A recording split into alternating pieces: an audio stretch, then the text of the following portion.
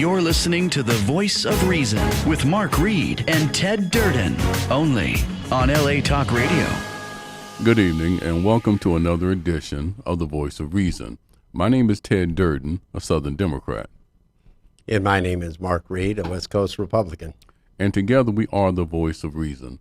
For those of you tuning in for the very first time, this is a politically motivated podcast where civil discourse is the goal of the evening. While Mark and I discover we have more things that unite us than there are that divide us. And having said that, as I always do, I'll toss the ball over to Mark. Well, as a member of a family that comes from law enforcement, today is a very special day for law enforcement. It's Law Enforcement Appreciation Day. Yes, it is. So remember that whenever you see a cop is not your, and I call them cops because that's what we call each other in families of cops, is your coppers, and that's it. And I've had comments come at me sideways, that's disrespectful. No, it's not. Calling them flying, pork chops and stuff like that is disrespectful. Right. So when you see an officer out there, remember, these guys go out there every day. They don't care what political party you're from. Right. They come out there to give you a hand. So you see one in a store, you see one in a coffee shop, walk up to them and say, thank you. Thank you for putting your life on the line to make sure that my family is safe, my neighborhood is safe, and my community is safe. Because they don't know each time they go out on the beat if they're going to come back alive to their families. Very true. So on that note, Ted and I, we went out. We're going to be doing a series. Right. It's called The Real Deal, Our Southern Border. So we went out to Jim Chilton's ranch and we interviewed him, along with interviewing Tim Foley. And we had the distinct pleasure of interviewing Sheriff Mark Lamb of Pinal County. Unbelievable stories you're going to see. And this series is going to start in the first week of February and go for 3 weeks in there. And you'll see the tape. So be sure to tune in February for this fascinating expose on the drug trafficking, the real deal that's happening on our southern border, and how dangerous and militant it really is. And because our media today is really just pulling on the heartstrings of, migrants coming over and families and the separations of children and all this stuff. There's a lot more danger at the border than you really know because the media is refusing to cover it because it's not politically, it's not their political agenda. Their political agenda is open borders, right? Yeah, it is. I mean, the media are very intent on controlling the narrative when it comes on the issue of immigration. And what Mark and I discovered when we went down to the border in Arizona on Jim Chilton's ranch, it was extremely eye-opening to see firsthand footage and video for instance, from Jim Chilton's on ranch. This is a man who has 50,000 acres. And he indicated, and you hear about it when you see the video. Oh, yeah, we don't want to divulge too much. I know, but the number of trails that he has and the dangers that he and his family face on a daily basis, again, which you don't hear about in the news. Nope. So you got to be sure to start tuning in on the 1st of February to really get what is really going on at the border. When we started talking about this, you saw 4 pictures come up from the Sheriff's Department. And a lot of people will look at those pictures and think, oh, those are the coppers because they're all in camel gear with backpacks. But if you look closely at the picture, they're all handcuffed. These are the guys coming across the border. Right. They look like military, but all they are is the drug trail that constantly goes through day and night through this corridor in Arizona. And it's a wide corridor of 150 miles. It is. And the scary thing is how aware the drug cartels that use these drug mules, how aware they are of what goes on at the border and how to avoid the border patrol to get those drugs across. It's absolutely uncanny. The only word that comes to my mind, it is so Machiavellian, it is just absolutely unbelievable. It's a professional operation. So be sure to tune in to the show in February, and you'll see it, all three of them. Hopefully we're going to get an interview with the Customs Border Patrol. They were a little reluctant. So I got some text messages just before we started the show from one of my contacts out there, and she's going to start working on trying to get that interview set up so we can do it and get their perspective as well. Right. Anyways, moving on, I had the distinct pleasure and honor to be invited, a special invitation to the VIP room to meet the U.S. representative from the State Department of Iran policies, Brian Hook. He is considered the architect of the maximum pressure campaign that is taking place now. And it was a really in-depth lecture that he gave afterwards, after I got to meet him and talk to him about it. But how President Trump and his administration, the State Department, is actually implementing sanctions on every little aspect and individuals. And these packages that they have to put together, extremely in-depth packages that you really don't know. Massively legal, so they can't be challenged, and they're extremely effective. Because in the past, my opponent has always said, well, we've been putting sanctions on Iran for the last 20 years. They've been passing sanctions in the House, but the State Department hasn't implemented them because there's a massive legal package that goes with it that has to hold up in a court in order for the sanction to work. So it was fascinating to see this and hear it. And this individual is an extremely smart person. I was joined by my good friend, the Consul General of Israel, Dr. Hillel Newman. Once again, he was on our show a few weeks back, and it was an extreme pleasure to see him again. He was extremely happy to hear some of the information that was being divulged there. And lo and behold, what happened the next night, Tuesday. Well, actually, the next day for us. It was the same night for them as they hit. I don't even like saying the guy's name, to be honest with you. As far as I'm concerned, he was an animal. He was a terrorist. He killed over 600 Americans. But besides that, standing up for the people and standing with the people of Iran, you have to realize this guy, they call a general, killed tens of thousands of Iranians who happen to be Persian Jews as well. And it's well known the imams in Iran don't like the Jewish community. They want to wipe Israel off the map. They do. So this individual was killing Jews, killing Iranians, thousands, tens of thousands of them. So he's better off gone. No, he really and truly is. I mean, you listen to the Democrats right now, and they praise this guy like he was some kind of a great general, like a General MacArthur or a General Patton. This guy was just a murdering terrorist is all he really was. But to watch the Democrats coming out now, and not you, the Democrat leadership, Ted. Oh, I know. I know you take no offense. Right. But it's the Democrat leadership coming out for political points and sitting there and praising this guy like we had no business taking him out.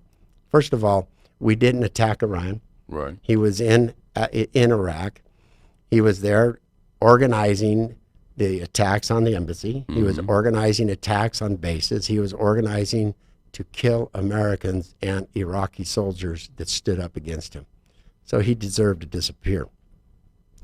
So, Ted, I want to touch a little bit now, moving on. I want to touch a little bit about your thoughts on the impeachment and how it's going again. Well, before I get into that, I'm going to disagree with you on one thing. Here we go. I don't think the Democrats were praising this guy. I don't agree with my Democratic counterparts on their perspective on it. Well, they felt that what Donald Trump did was wrong in taking him out. I think what Donald Trump did was right in taking him out. This man was no saint. He was absolutely he was no saint. But and that's the only thing I'll disagree with you on. I agree with you that they're making much ado about nothing as far as that is concerned. And when I do my monologue, I'm going to touch on that. That's right. Some of the Democrats have come out and said that he's the second in command. He's a general. He was a great general of Iran. He wasn't a great general. This guy was a murderous animal that was given all the money that he needed and the green light to do whatever he had to do to diligently suppress through any means any uprising in Iran. This is what the dictatorships are like. This is what Sharia law is like over there, is you have opposition, kill it. But that's just it. He might have been a great general for Iran, but he was not good for the United States. He was not good. I couldn't even call him a great general. A general values life. He didn't value every life, but again, he was a sore, he was a cancer, he was a blight, and he's been obliterated. And I'm glad that he's gone. All right. We've covered our subjects, and so I would like you to do your monologue. We should have done that right off the bat. That's okay. That's all right. You can kick me later. So what I want to talk about was about the killing of Soleimani. Now, it has been said that Mike Pompeo was the driving force behind his death. And evidently, this is a man, and some of you may not know it, that we have been after this man for decades. It is no secret, as Mark touched on, that he has been the architect of a lot of missions that resulted in the killing of American lives and also Iranian Jews. And so this whole perspective that the Democrats are taking, my Democratic counterparts, that Trump abused his authority, that he needed Congress to start a war. He wasn't trying to start a war. He didn't attack the country per se. He attacked a man that was a threat to this country. And a president is no different, and I'm going to analogize here, than a father whose responsibility is to protect his family and protect his house. And that's what he was doing. You know, they get stuck on words. Where is the proof, where are the documents, where is the evidence that the threat was imminent? You know, of course, you know, the media plays with that word imminent, meaning there must have been an immediate threat that's going to happen in days or in weeks. Where is that evidence at? I don't give a rat's ass. I don't.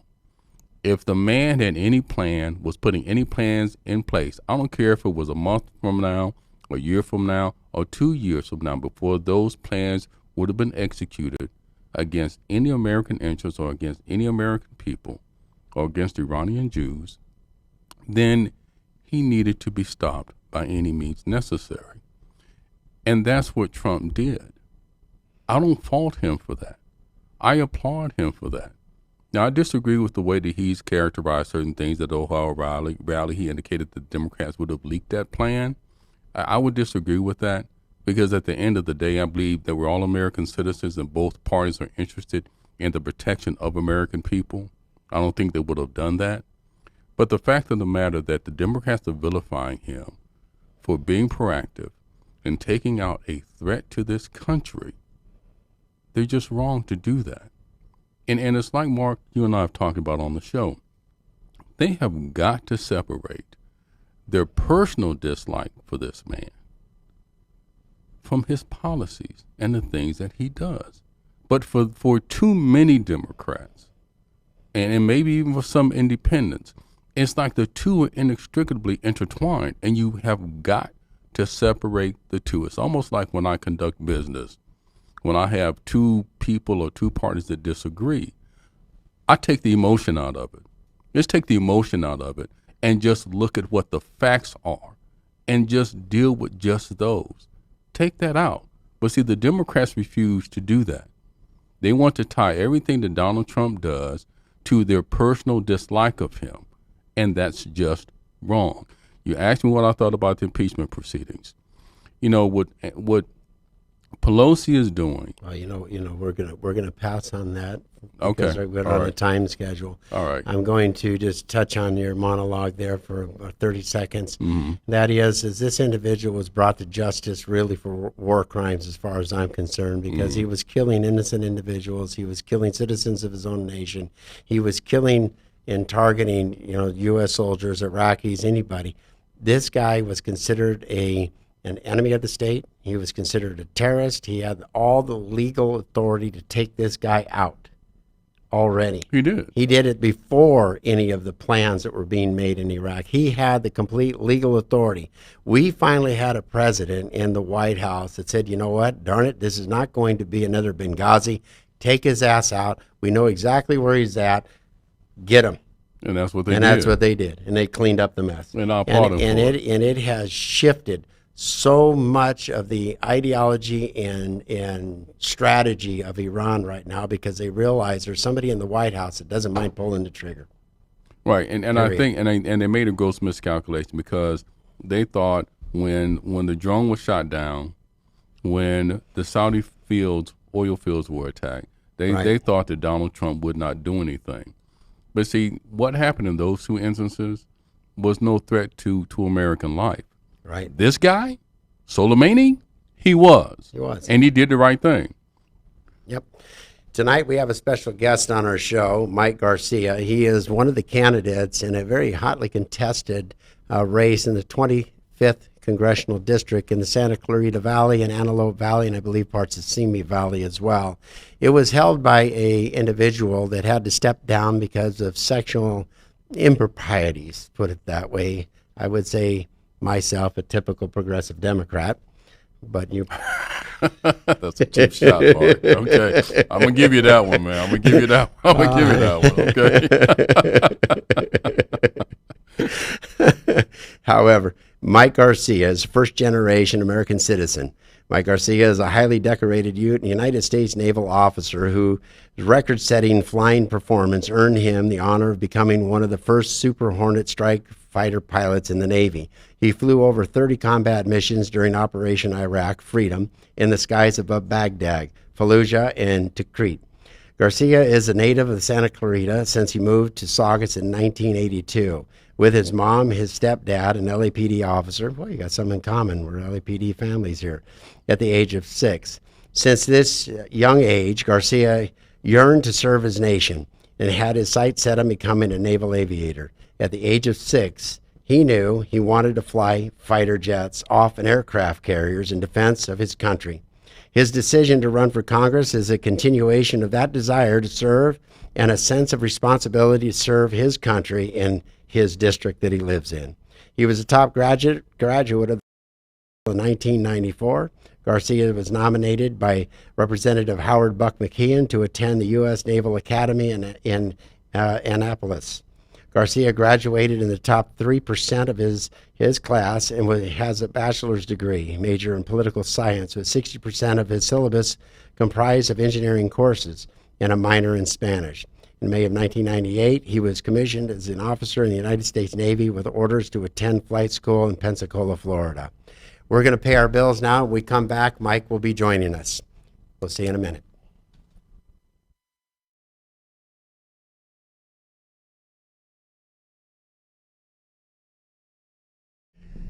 Hi, I want to welcome Rusty Levin and Harry Nabanian, both trial lawyers for workman comp cases. If you're injured on the job, don't hesitate. Contact an attorney.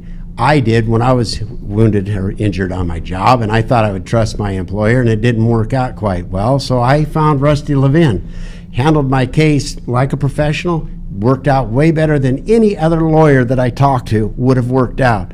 So Rusty, tell us a little bit about your company of Levin and Nabanian Trial Lawyers. So at our firm, at Levin Albania Trial Lawyers, we handle all matters of workers' compensation, personal injury, and employment disputes, wrongful termination matters, and things like that.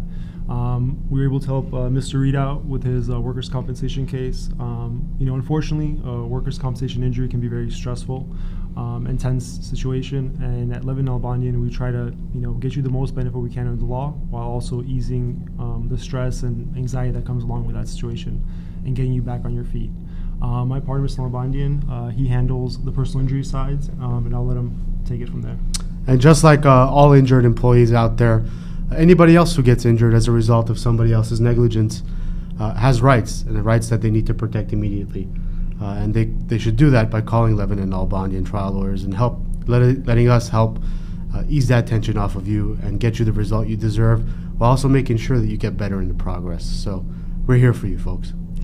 Levin and Nabanian Trial Lawyers is the best company for you to get a hold of when you're injured or have a personal injury. So give them a call at 213-232-4848, 213-232-4848. Thank you. And let them handle the stress for you while you recover at home. Thank you again. Bye-bye. Hi, my name is Ted Durden, and I want to take a moment to talk to you about trust, and I trust churchandlaw.com. When it comes to workers' compensation and employment law, you can trust churchandlaw.com. If you ever need legal advice you can rely on, it's churchandlaw.com. Black and white, no gray, churchandlaw.com. 818-230-3110, churchandlaw.com. A law firm you can trust and count on. Welcome back to the Voice of Reason with myself, Mark, and with Ted Durden. And Mike, welcome to the show. Thank you for having me. No, it's a real pleasure. I appreciate the honor. Thank you. Oh, yeah. So we're going to dive right into this here, and I would like you to kind of talk about the Iranian issue that is unfolding. Why don't you give us your opinion of it and what you think and how it's being handled, and not only that, the opposing side. Yeah. So first of all, let me start with, I think you guys were both spot on your assessments of the Iranian deal. I think I've been personally impressed by the temperance of this president. President Trump has defined what his red lines are, and he's stuck to them, frankly. And when we saw the first drone be shot down over off the Straits of Hormuz there a few months ago, he showed restraint. Right. No lives were lost, and he was very clear with the American public that, hey, no loss of life. We're not going to start a war, and let's try to de-escalate this. Did the right thing. In this case, this was one of probably 3,000 drone strikes that have been conducted over 10 countries in the last 18 years that have been part of the authorization of use of military force that's been in place since September 14th of 2001. So this was really no different than any other drone strike, with the exception that it was a senior-ranking Iranian general, which is very interesting to have an Iranian general in Iraq.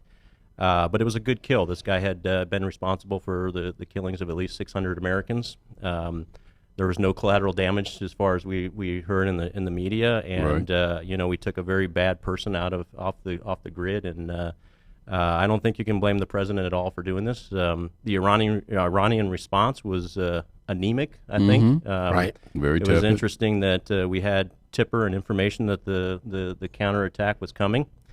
And then to see 25% of the missiles that they shot actually have mechanical failures and not get to the targets is, I think, a symptom of how weak Iran actually is right now. So I applaud the president for recognizing when to pull the trigger, recognizing when to adhere to his red lines, and he's done a heck of a job on the national security front. The thing that and I fought over the skies of Iraq, right? I flew 30 combat missions there. I'm familiar with the area. And what people seem to forget is that 4 years ago there were Americans getting their heads cut off on TV, and this president really did come in and enable his theater commanders and the military to do their jobs and execute the war on ISIS and get rid of the physical caliphate within a matter of months. And the stock market's great, the unemployment rates are fantastic, but the reality is that this world is a safer place, and our people and our troops are in a much better place than they were 4 years ago. So I think this president has done an excellent job on the national security front. I think what's impressive to me is watching his responses. It's a tempered response, but his actual value of life.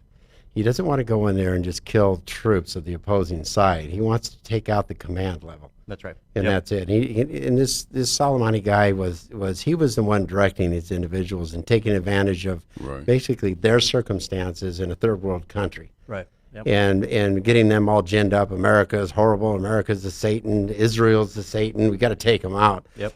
So I applaud him for taking and making that temperance of his decisions in action, because he's not going after human life. He values every human life. Absolutely. I think he recognizes that any loss of life is going to be attributed to him, and I think he personally owns it. I think he's not only a rational actor, but he's a passionate actor, and I do believe that he takes the time to really understand the situation, and that's true for most U.S. Commanders as well. No one wants to kill human beings unless you're a savage, like some of the targets we've been taking out lately. And I know Mark Esper personally, and I know he's a very rational actor too. So, as Americans, I think we should take pride in this administration. We should sleep comfortably at night knowing that this administration is going to do the right thing to protect us. And, our military, as always, provides the strongest and warmest security blanket that any country in the world has ever provided. So we are blessed to be a part of this nation right now. Our military is second to none, and they value life. They don't want to take life. That's right. They'll save a life. They'll even give up their own life, even for the enemy. I mean, you think about our corps, our medical corps. They don't care who's on the gurney. Right. They'll fix them all. They don't. They'll fix them all. They'll risk their own life and limb to take care of folks. And I've read several reports, of Iraqis that they fixed up and put back together again, and that's it. Yeah. It doesn't matter if they're a combatant on the field. Once they're in that medic tent, they get fixed. Yeah. And the reality in that region is that a lot of the folks that were fighting, over the last 18 years in the global war of terrorism, they're subjects as well. They're being oppressed by the leadership as well, and it's okay to be humane in war, and it's okay to take care of other human beings, even during warfare. So Exactly. Got a question there, Ted? Not at this point, no. I'm Not good. at this point. No. How do you think and characterize the response of the, I say leadership because, I like to divide the two between our average Democrat here, voter, and the average Republican out there. It's leadership in Congress, and because this is the position that you want. You're going for a leadership position within the community and within the U.S. Capitol. And how do you define and react and respond to the Democrat leadership in their complete response to this justified? Yeah, I think it's sad. But it's predictable, unfortunately. I think, and this isn't a hit on the entire party. There's certainly some players on the Democrat side that are rational and still understand what the importance of these types of strikes.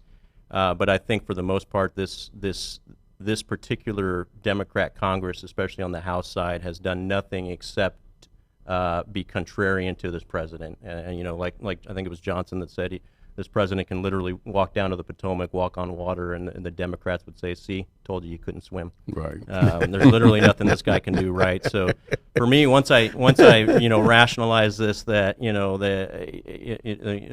they're not coming from a rational actor perspective. They will just do the opposite of whatever this president.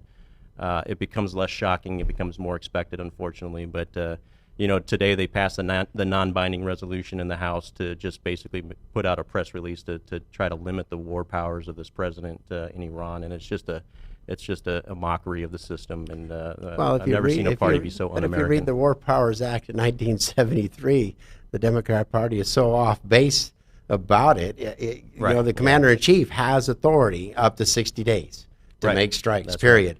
With a 30-day pullout. He does, and he has to, within 48 hours, he has to notify Congress what the heck he's doing. Right. And that's it. Give him a complete briefing. And in this case, we've been in a state of conflict since 2003, right? Since we went in March of 2003. So this particular strike, it was covered by the AUMF that was signed in 2001.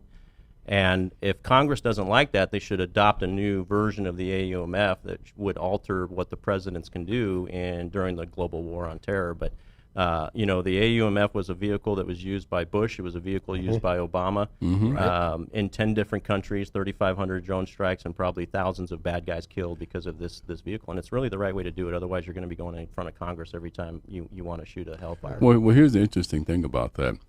Back in December, when they were having the budget crisis, this is about a little over a year ago, when they were bringing in which they've been passing for the last 60 years, there was a provision in it to limit any sort of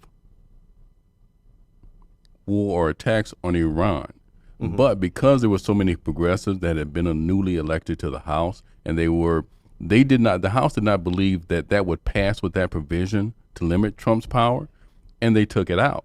So they focused instead on the border wall arguments and other things. But to me, it's contradictory in the sense that unless you have a president that engages in an act where the obvious outcome could be war, then authorized use of military force covers a broad spectrum. Yes, that's right. You could attack certain sites as long as there is, like you said, there's not real human life that's at risk. If it was any facility that could be making possibly nuclear bombs, or parts to create nuclear bombs, to undermine or limit their air defense or navies. I mean, that makes sense when you know that they pose a potential threat. Right. And that's what he did here. Yeah. So for me, it's like I said, this is much to do about nothing. So it doesn't matter what sort of resolution they pass unless they absolutely do something that any sitting president cannot take any action against any foreign country from a military perspective whatsoever. Right. It's toothless. It's just a waste of time. It is, and it's consistent with the trends we've seen for the last, frankly, year. 3 years since he's been in office. They've spent more time trying to win the election that they lost 3 years ago than they have actually trying to do real work. Well, it's the one thing where, and Mark and I talk about, I touched on it again. I think there's a certain degree of truth to that, because the Democratic Party never thought that Trump would get elected, number one. That's true. They grossly underestimated his appeal. Right. The second thing is, ever since he's been in office, because of the fact that they could not believe that a man of his ilk, and I gotta say that because I think he's crass. I He is do. crass, yeah. Okay. We Okay. agree Yeah. on his But- personality Right. defects, but that's But true. again, and A so lot all of not East Coasters. and so all they've done survive is out there. seek Exactly. to demonize him, and so they attack everything that he does, whether it's good or not. That's right. They Yeah. don't want to give him credit for any of the things that he has accomplished in a positive sense, and it's when my Democratic counterparts do that, that really does a disservice to the American people. Yeah, it it really is. and truly It does, is. because I think, and I'll go back and even touched on it, when I listened to Rush Limbaugh after Obama was elected the first time, and he said, and I quote, "We as Republicans have to do everything we can to make sure this man fails." Right. That's wrong. Right. That's And you I lose think all that- credibility when you make statements Absolutely. like that. Yeah. And I think the Democratic Party has done exactly the same thing. Yep. It's like they're going out of their way to make sure this man doesn't succeed at anything that he attempts to do. Yep. And that is contrary to what your job and your role is when you go to Washington. That's right. You're supposed to be there and support the president. You have to take personality out of it. You don't have to like the guy, Right. but you got to be able to work with it. Right. Yeah, their duties have been, their duties and patriotism, and frankly, I think in many cases their honor have been blinded by their distaste for a human being, who frankly isn't doing anything illegal. He's not doing anything wrong. He's doing the right things for the nation, and I think they resent the fact that he was able to win the election in 2016. So winners focus on the next race, not on the last race that they lost, and I think in our district especially, there has been an awakening and there's been an enlightenment. I think the president's popularity in the 25th district to the north, just north of us here, Santa Clarita, Antelope Valley, and Simi Valley, is a lot higher than it was in 2016, and there's a lot of more support out there for him. Well, you know the chain of command, Mike, and you know how you have the tempo out there, as everybody says, that he's a loose cannon, unpredictable, and all. Do you really think this guy's making decisions all on his own? I think he's probably more of an independent decision maker than most presidents historically have been. But he's definitely but getting he's surrounded counsel. himself He's- with very smart people, I mean, and his these aren't rookies. In his cabinet. State Department is unbelievable. absolutely. I mean, everybody thinks it's Mike Pompeo, but Mike Pompeo is circled by about 10 more unbelievably Exactly. smart Right. guys. That's right. And to think that we were going to go to war is thinking that Iran would give up all of its advances in the Middle East. That's right. They're not going to do they're not that. gonna That's stupid. Iran's smart enough, and everybody counseling President Trump understands that Iran is not going to strike back. It would be stupid. No, it really and truly Well, would be. Yeah. Well, it what would ha- be what- game what- over in a matter of, if not hours and days. I've seen what they have, and they would not last long in a full-up conflict. And, Oh, no. and it wouldn't, in this case, it wouldn't just be the United States; it'd be our partners in Israel. What was what was the response when Iran hit the Ronald Reagan? Right. Yeah. Swift and Swift, quick, and half of their navy got sunk. That's right. Yeah. You Right. don't mess around. That's I right. mean, so you think about everything that would happen with they have 12 refineries over there, they would have been blown up. Every one of the launch pads of those ballistic missiles would have been taken out, That's right. without a doubt. It would have given us the perfect excuse to go in there and take out all of their nuclear facilities as That's well. right. Yep. I mean, there's and no there's questions certainly about the it. capacity between us and Israel to do so. I think the maximum pressure, highest aggressive posture is the way to go with folks like this. You cannot take your boot off of their throat. These people are out there, especially these bad folks like Soleimani, to kill us. They are out there to kill us, the Western world. We cannot allow a reinvigoration of the ISIS threat and the ISIL threat in the Middle East. And the only way to make sure that it doesn't flare up is to take advantage. This president not only avoided another Benghazi scenario, but he also potentially avoided another Bin Laden scenario. And, Right. and when we had Absolutely. the opportunity to take out Bin Laden, obviously no one could have predicted the 9/11 incident, but we missed that opportunity. And this is of the Right. same ilk, the same Right. magnitude. So Yep. Yeah, and speaking on you touched on the line of it, there were warning signs, there were. Yep. and we ignored it. Right. And unfortunately, much to our chagrin, and to an extreme loss of human life. That's right. It's something that could have been avoided. There were just warning signs all over the place. And when you talk about Trump on the world stage, he kind of harkens me back a little bit to Nixon. And I mean that only in one very, very narrow sense. The only person that knows what Trump's going to do is Trump, number one. Okay? He may seek counsel. One thing that Trump relishes is his unpredictability. And that was something that Nixon had tuned to a razor edge. And that kept a lot of world leaders off kilter because they never knew what he was going to do. Right. And it's the same thing that Trump has done with this administration. That's right. You have a lot of world leaders where he has withdrawn from certain pacts to their surprise. He renegotiated NAFTA. He's done a lot of things that nobody anticipated that he would do. When he got into the trade war with China, that will eventually be worked out. But again, it is his unpredictability that has proven to be one of his greatest strengths, number one. And he has done in this administration what he did in his private life, and that is he uses the legal system to its penultimate. Right. He pushes everything right there. That's Right. what he did. So I don't understand why the Democrats are so surprised by that. Right. This is No, this is what he does. This is what he does, and you know he's the doing it with precision. and the sad thing is that there still are folks on the other side of the aisle that are telling not just our enemies, but our I'll call them world peers like China. You know, hey, just stick it out. We'll get rid of this guy. We'll get rid of this guy. You know, things will change, and he's not going anywhere. And he's not kidding, and he's not messing around. I think when you realize that he is serious, he's going to implement. He's going to do what he's told us he's going to do, and he's going to do it in an untraditional fashion in some cases to get the best results. But this is exactly what our country needed. You know, we need to end the wars. We need to pull our troops. We need to reconstitute our military. We need to secure our borders, and we need to lower our taxes. And this president is doing all of those things plus more. The embassy in Israel. It sounds like he's going to be funding and pushing for the cure of and the eradication of the AIDS issues and bring the technology forward to end that in a matter of 10 years. I mean, these are things that people don't talk about, that he's doing magnificent things for us as a nation. You're kind of going right into a subject that's been in my head here before you move on to the local issues. Is touch on a little bit of what your thoughts are with our commander-in-chief, our president with Israel.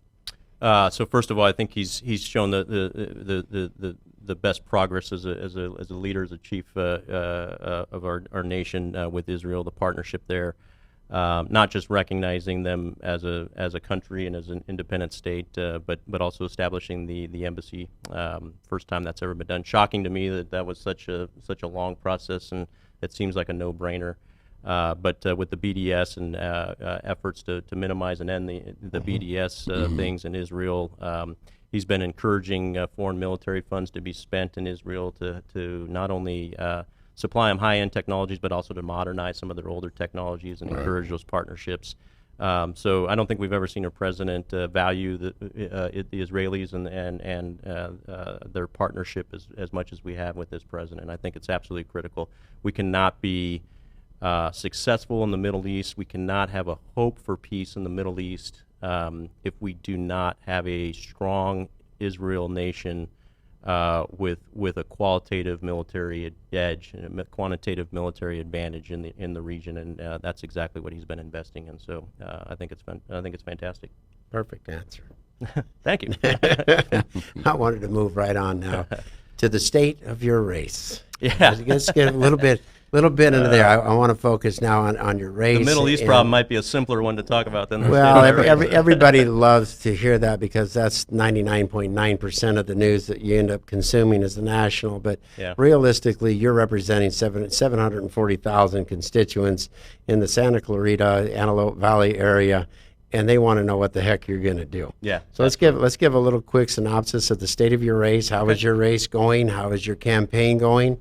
And how do you feel about it? Sounds good. Yeah. So in a nutshell, the 5 or 6 people I was running against 3 months ago are all out of the race, and I've got now 12 new opponents in the wake of the Katie Hill resignation. Me personally, I didn't care about the Katie Hill sexual drama. That was all interesting, but there were some financial issues, some unforced errors there on the financial side that I think were grounds for the resignation. So. Right. it's not the way I wanted it to go down. I was looking forward to going heads up against Katie Hill. I think I would have been stronger than her on the policies and the issues, and I believe I'm certainly more qualified. I'm running because what I saw in the last election with her, effectively hoodwinking our district into making them think that she was a moderate. And then seeing her vote in January and February right out of the gates on the far left, it wasn't something I could sit on the sidelines and watch. And, frankly, I was disappointed in ex-Congressman Knight on how he didn't take her seriously and he didn't run very hard. So I decided in April to step up, and we announced on April 10th. We raised close to $900K in 2019, so through the end of the year, which is phenomenal. We've got a fantastic team. 200 volunteers, the endorsements of Governor Pete Wilson, Congressman Elton Gallagly, Congressman Buck McKeon. We even got Larry Elder on board now as an endorser, so he's been at a few of our events. So yeah, and and pretty much every city council member and mayor in the district that I respect and consider value-added endorsements. So we're doing extremely well. Obviously, the Katie Hill resignation has resulted in a special election now on March 3rd. So on the 3rd of March, we're not only going to have our regular primary, but we're also going to now have a special election in the same ballot. So on one page, it'll be the special election to fill the seat for the remainder of the year, and then on the back side of that page will be the regular primary, and the top two go on to November. So in the special election, if somebody gets 51%, you'll be the sitting congressman until November. If nobody gets 51%, then you go into a runoff in May. Exactly. Okay. May 12th. You got and it. Then the general election, if whoever the top two vote getters are on there, they go to the runoff in November. That's right. To take the seat from January 1st, 2021. Right. Yep. On forward. That's it. So have you done any polls? So no official polls. We did a quick brush fire poll just at the end of December to get a sense of how we were doing. We're doing very well. We've been focusing on raising money in the grassroots for the last year. The next couple of months, the next 7-8 weeks, is going to be focused on spending the money, getting the volunteers, knocking on doors, and dialing up the name ID. And my favorability rating, once we get the name ID, is very high, and people are ready for a fresh face. And I really do think that's going to be the theme of this election cycle. It's the year of the veteran, it's the year of the fresh face. Professional politicians, I think, are something that are leaving a bad taste in people's mouths right now. And the definition I have of a politician is something that I just kind of landed on in the last few weeks is, if you're unable to make ends meet, if you're unable to make money in the real world either before or after you're elected, you're probably a politician. So to me, I think people value having businessmen, having patriots who have served their country, who have the capacity to thrive in the real world outside of politics. And when folks like me decide to get into politics, I think we bring the business acumen, we bring the human side into it. And my whole adult life, I've just looked for someone who was normal, rational, and qualified to vote for. And I've been disappointed in a lot of these elections, unfortunately. Well, I've always said, you brought up the veterans aspect, and I've always said America has basically coasted on the great leadership that came out of World War II all the way up until the 80s. Absolutely. After the 80s, a lot of the representatives that were coming in there were more on the attorney side and kind of like unscrupulous individuals. Yeah. And we're seeing the consequences for that. And I think we have an opportunity in this country to start electing more veterans, because it's not really a Republican or Democrat aspect. They're constitutional. They want to do the right thing. Right. And they stand up for the right things, even if it seems to go against the party. That's right. They're going to look at it as from the military lens. That's right. And that is what's the right thing to do? What's the best thing to do for the country?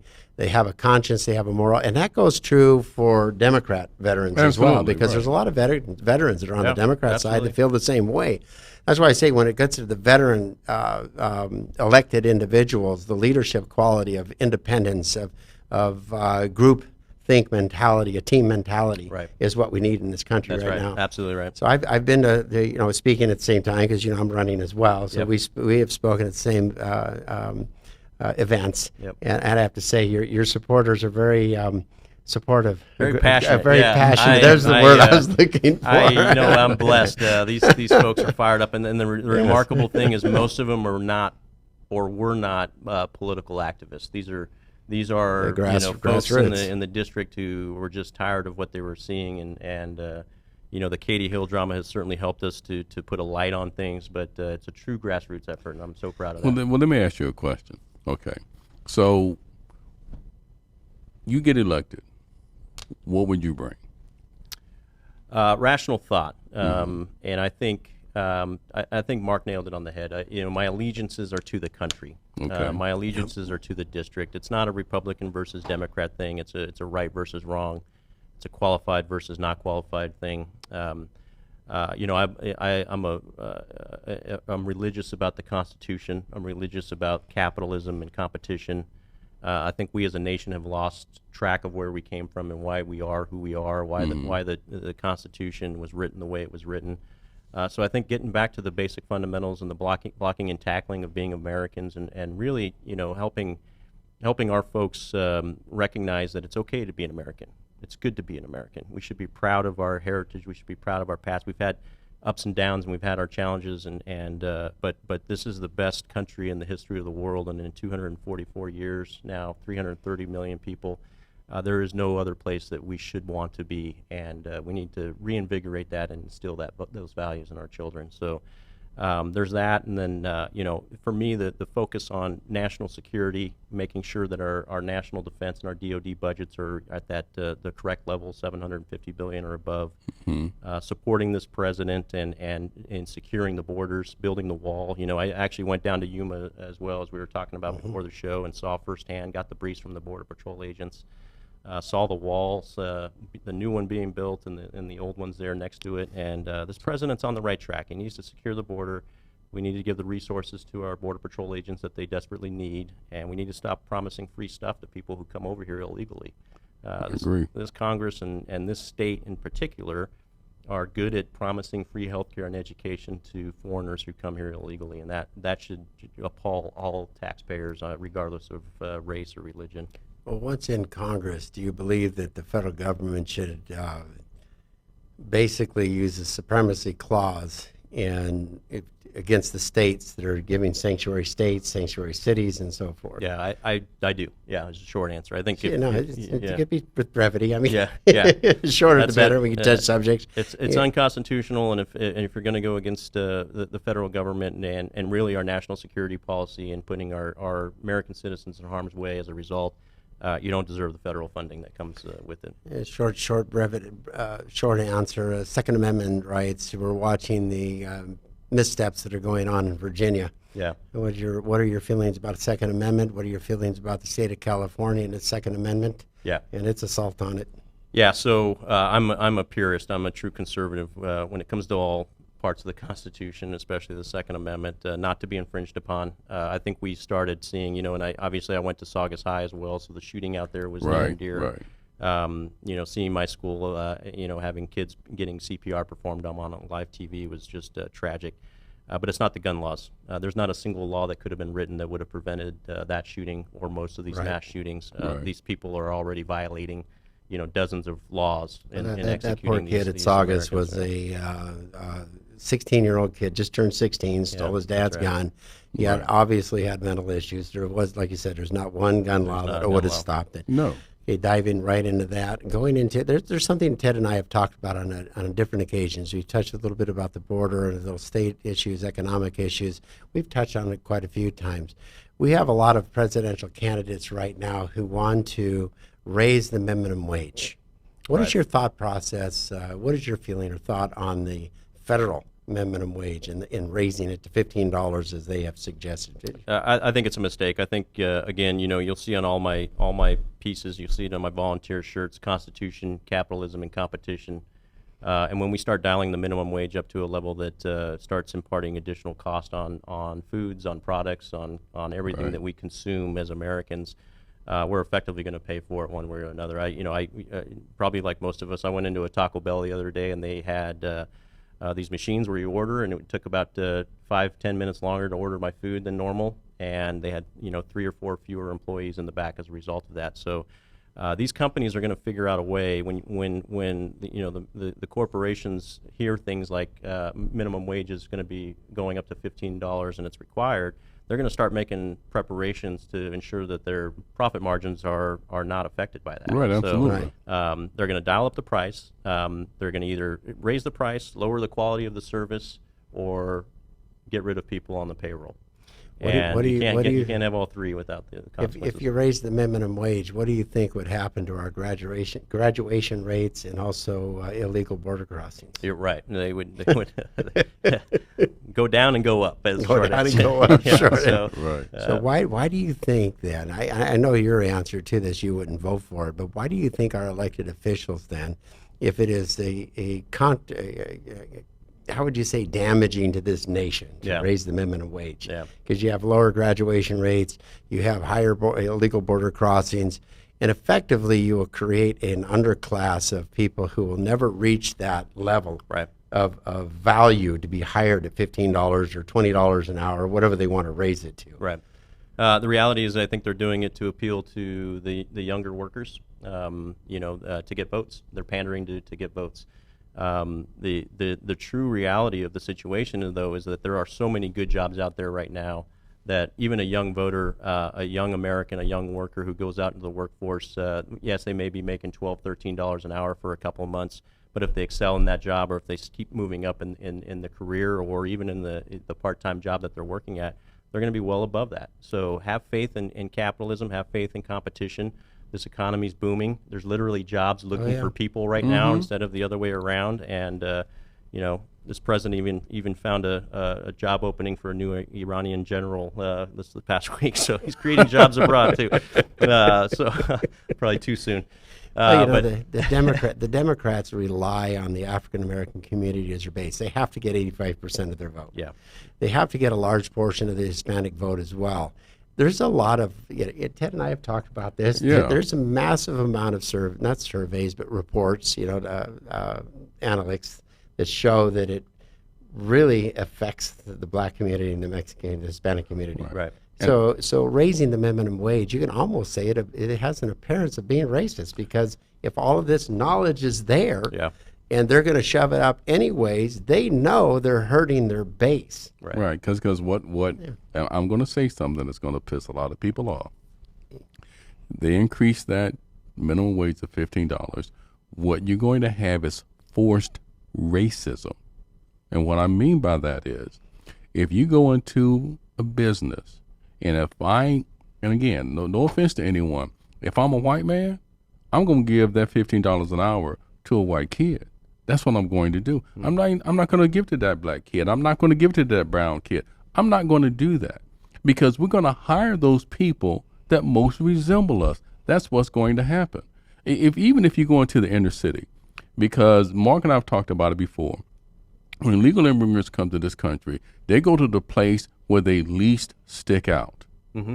And we're talking about in highly densely populated black neighborhoods. Right. They blend in better. Right. You go into places like Compton or Watts, you go to fast food places, majority of those kids behind the counter, they're Hispanic. Yeah. The immigrant population does and displaces more blacks than it does any other race. So again, if you have these businesses that are run by Hispanic, you get a Hispanic kid or a black kid to come in, guess who they're going to hire? They're going to hire that Hispanic kid. Yeah. So again, it is going to result in forced racism. That's what's going to happen. Yeah. And it's something that, there's an old Southern phrase, Democrats doing this, they're throwing the rock and hiding the hand. That's what they're doing. You're not thinking about the consequences that's going to come down the road. Yeah. They don't. They're looking for the sound bite. They're looking for to get everybody all hyped up. Woo, woo, woo, woo, $15 out, but it ain't going to come to you. No, that's right. Yeah. No, I think it's a false promise. It's a sound bite for elections. But I honestly believe that there is an enlightenment period going on, and people are smarter than that now. They've seen it play out. They've seen free market capitalism pay off over the course of the last 3.5 years, and this is a good time to educate our kids on what it means to allow capitalism to flourish. And you shouldn't be in a minimum wage job for that long. You should aspire to become better. You should aspire to move up. You should aspire to go to school and get a better career. And it shouldn't be something that we're making a living wage on for an extended period. Because what happens is you end up we're getting close on time, so I want to go some a little bit of lightning rounds here. 3 top issues in your district that you want to attend to. National security, border security, and keeping our taxes low. We, in our district, are a large aerospace district with Lockheed, Northrop, all the big primes out in the Antelope Valley. Right. Right. That trickles down to the whole supply chain and throughout the district that are supporting them. So You're going to fight for some literally more of the thousands of military jobs, yeah, contracts, or yeah. research and development, and so yeah, forth, and manufacturing. it's more than just our district. You know, our nation's been in a state of low intensity conflict for the last 18 years, and with that, we have not been investing in the modernization, and China and Russia, frankly, in special domains like cyber and hypersonic weapons has accelerated and in many cases surpassed us. So we need to reinvest in that. That benefits our district. We talked about the border security. That's a big deal. Right. The state and local tax deduction limits of $10,000 affect all Californians. I want to remove that. I want to make sure that the 2017 tax cuts are made permanent because those are coming up for a revote here. Right, pretty okay. soon. And then there's smaller issues locally. There's an electric bus company in Lancaster that's almost on the verge of losing 800 jobs because there's some words in the defense bills that talk about not importing Chinese buses, electric buses. These are made here locally. They just have Chinese parts. It's a Chinese-owned company, but it's 800 Americans that are working there. So that's something we need to address. Okay, Santa now- Clarita has issues, and Simi Valley also has issues we tend to directly. Okay. We talked a little bit before we started it. You said you wanted me to ask you about your two competitors. Oh yeah. So and I said we wanted to It's a keep it crowded, clean, but yeah, we'll it's keep a it clean. crowded field. But I think the three top, you've got a great ground game already going. Yeah. Everybody knows you. You've been swinging at the ball. Steve Knight's in the race. You want to say anything about Steve? No, he's a nice guy. I think I think we've all seen the weaknesses on the campaign side of the house. I wish he supported the president more than he does. I wish he was tougher on illegal immigration. I was disappointed to see him get in the race. He's a nice guy, but at this point we're just heads down running our race, and I do see a path to victory. So George Papadopoulos was in the race as well. I don't know him very well at all. He's been to a few events. The real opponent in this is the Democrat side, and we're focused on making sure that we're holding her accountable for her votes in Sacramento, and they're just as bad as Katie's in D.C. So. What I always say, running for office, the worst candidate or worst opposition is ourselves. Yes, absolutely. I've seen that for real. And Yeah, yes, I absolutely. mean, and that's why people lose their races, even an incumbent, because our worst enemy is ourselves. That's right. Yep. Mike, I want to say I'm quite impressed with the answers that you've given. Ted, do you have any burning question? Yeah, I had just one final Okay. question for Mike.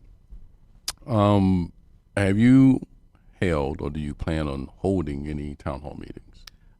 Yes, we've actually had. I will definitely, as a sitting member of Congress, have formal town hall meetings. I think that's something that some folks have cowered away from. I look forward to those. We have done dozens of meet and greets throughout the district over the last 8-9 months. We have larger fundraisers, smaller fundraisers, intimate settings. We've had a few debates within the Republican Party. Yesterday was actually our first bipartisan debate up in Lancaster. So I look forward to those things. I look forward to the debates. I'm hoping that my opponents are willing to have those debates either one-on-one or the top 3, top 4 from both parties and talk about the issues. Have this kind of discourse. I think we can both parties can have meaningful dialogue without being Absolutely. personal. And If we can get let all the- three of you together, let the- maybe we'll host a debate between I would love the three that. of you. that'd be fantastic. great. I'd enjoy Last 30 seconds here. Website, phone numbers, and your next event that you have that everybody can go to. Yeah, so the website's electmikegarcia.com. We will be on social media posting. We actually have 15 events coming up in the next 30 days throughout the district. So what we're going to do is provide a cheat sheet online and a website and our social media so folks can attend those. Some are public, some are private. But we're closing in on it, so it's game day. We've got tremendous momentum, and we've got some good endorsements, and we're building momentum. Beautiful. Mike, I want to thank you for Thank you. giving Appreciate it, us your Mark. Thank time you. and Yeah, showing it's up. been great. Thank you, Ted. Appreciate it. Thank you for having me. To everybody out there, I want to thank you for tuning in. If you've liked what you heard, be sure to log in to www.electmikegarcia.com. Donate to his campaign. This is how he's going to win the election and properly serve you. So if you liked what you've heard, definitely log on and show up to one of his events. Thank you again for tuning in to The Voice of Reason. Ted, bring it home. And most of all, just vote. just get out and vote. That's right. Period. Yep. That's all that matters. And as we close out this show again, thank you for Mike Garcia again for joining the show. My For pleasure. the listeners for tuning in. And remember, ignorance prevails when rational minds sit back and do nothing. Be sure to tune in next week.